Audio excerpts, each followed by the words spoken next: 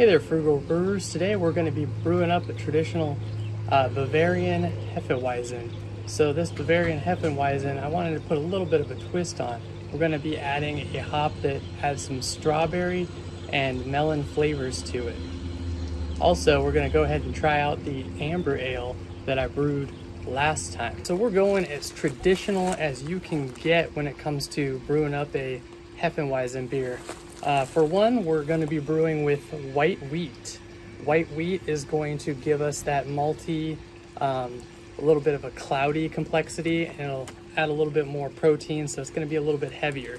So in order to offset that, we are using a Belgian Pilsen malt, and this Pilsen malt is going to basically give the beer a little bit of a lighter touch than you would normally with a two-row. So it'll keep the beer lighter with the added wheat while still keeping it lighter in color and lighter in body, with the addition of the white wheat that we're adding in there as well.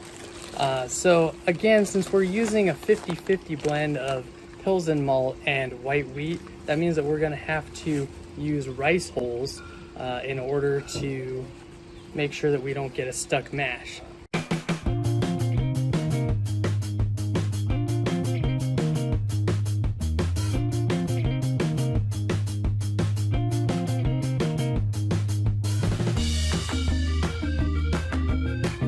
So we're mashing at a temperature of 152. This is to get a lighter body on the Hefeweizen beer. We're not doing traditional step mashing, and the reason for that is because with the white wheat that we use, it's actually been sprouted or malted. So since it's been malted, we don't have to worry about doing as much of a step mash to get that better conversion rate. The conversion rate is already pretty much built into it. If we wanted to get better conversion rates, then we could do a step mash, but to be honest, that seems like a whole lot more work than we really need to put into this beer to really make it a good beer. Yeah, after that first initial run, it's looking really clear now. I thought you made it hazy.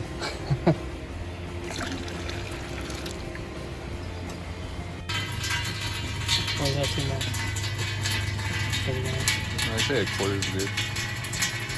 We're using this to gauge the temperature of what we want the boil to be at, and we basically want it to be around 210 so for the entire duration, so that we don't boil off too much of the water.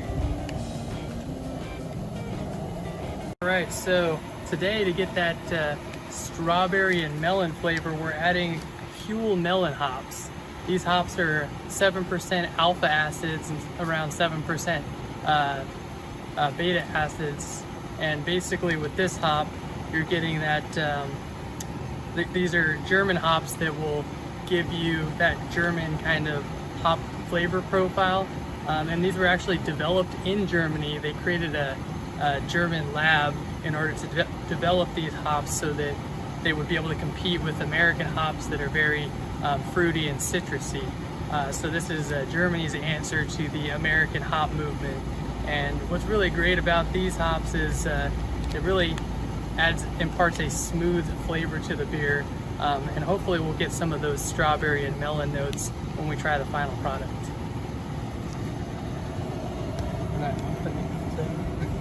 We're adding hops at 60 minutes into the boil, right when it starts, 60 minutes, and then we're also going to be adding another 1 ounce hop addition at 10 minutes before flame out.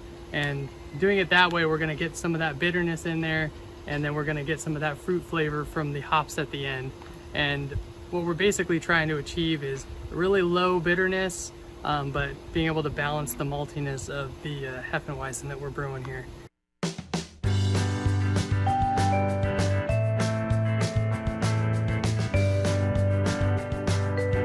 Doing the 10-minute hop addition of the Huell Melon hops, and I really love the smell of these hops. It's supposed to be a strawberry melon smell, but it really definitely tastes like a fruit salad.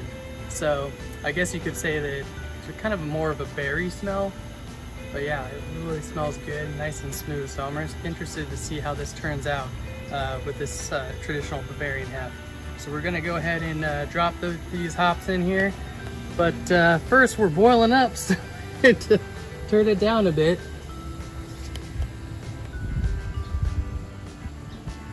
There you go, down. Yeah, it's going down. All right, these hops in.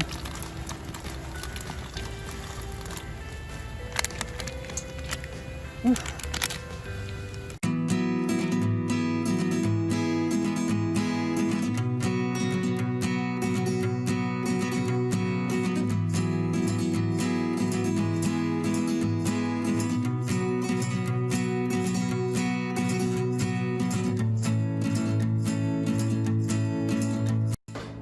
All right, so for this brew, we decided to, instead of using our normal White Labs liquid yeast, I thought I'd give the Mangrove Jacks a try. And I've got the Mangrove Jacks Bavarian wheat yeast. And one thing that I found interesting about this yeast is it actually ferments at a higher temperature. You can get away with fermenting it all the way up to 86 degrees, which works great if you don't have a fermentation chamber. The other thing about this yeast is that it's a lot cheaper than the liquid yeast. Instead of being a normal like $8, you're only paying about $5 to $6 for this yeast. A lot of people also try yeast starters with these kinds of dry yeast to get them activated and ready to go. But nowadays these dry yeasts are so good that even on the packet it says you can just drop it into the top and then you're good to go. You don't actually have to activate it at all. And so that's what we're going to be trying today is the Mangrove Jacks M20 Bavarian wheat yeast. It's going to be having these banana and clove esters, which was going to be really interesting to go with those Huell hops that we have in here.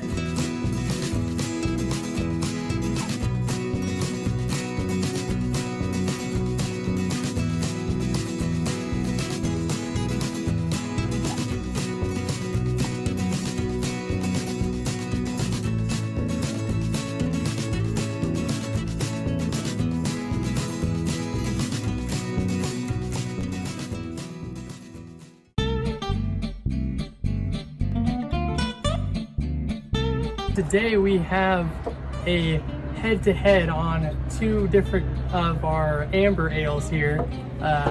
Nick over here brewed an amber ale probably about 4 years ago, and that's this one right here. This is 4 years aged. And then this other amber is the amber that I brewed. Put the link in the description below. We have a YouTube video of us brewing this amber. So first off, let's go ahead and take a look at these colors. So the amber that I brewed is a little bit darker than the amber that Nick brewed, and I don't know if aging it for a while had an effect on the color of it. But smelling both of them, this one smells a lot more aged and very, very kind of alcoholic smell to it. Now I did brew it at a 7% ABV, so it's a bit stronger than Brian's. Yeah, so this is 7%, whereas my amber is about 5%. All right, well, we'll give them a taste. We'll try the aged one first.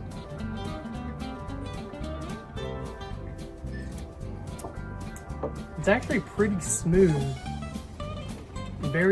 It still has that maltiness, but in the back, you can definitely taste that. Yeah, it's not as much as the barrel aged, but this is just forgotten about for about 4 years. It's actually, it kind of has a sour taste to it after a while. A little bit sourness to it. Yeah, it's not thick though. No, it's not. I like it. Well, compared to barrel aged. You ready for the other one? Have a smell? This one smells really malty and has that chocolatey smell to it. I do smell it. The chocolate. That's because I added the chocolate malt to this amber.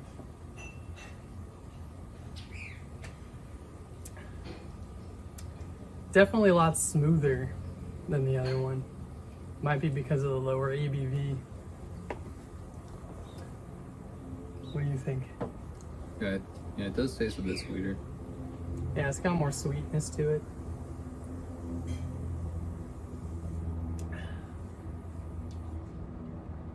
I think the biggest difference is probably between the alcohol content between the two. Oh, it's about 2%. So Yeah. Well, I don't know. To be honest, I prefer my chocolate amber to the aged. it wasn't a planned age. It was forgotten about, and someone found them. It's like, oh wait, I remember those. All right. Well, thanks for joining us and checking out these different ambers that we've had. We'll go ahead and have a tasting for the Hefeweizen we brewed today at a later date. But go ahead and click like and subscribe.